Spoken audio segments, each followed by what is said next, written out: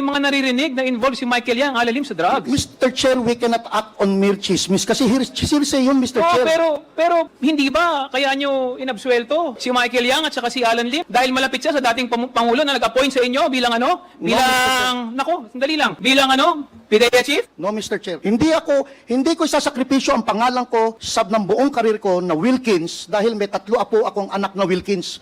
Ayoko pong madamage ang pangalan ng Wilkins dahil dala-dala po ng anak ko yan. Hindi ko kinlir si Michael Yang dahil may utang na loob ako presidente. Kinlir ko si Michael Yang because I have personal knowledge na walang ebidensya against Michael Yang. So paano ko siya isasangkot kung wala akong ebidensya? It will never stand in court, Mr. Chair.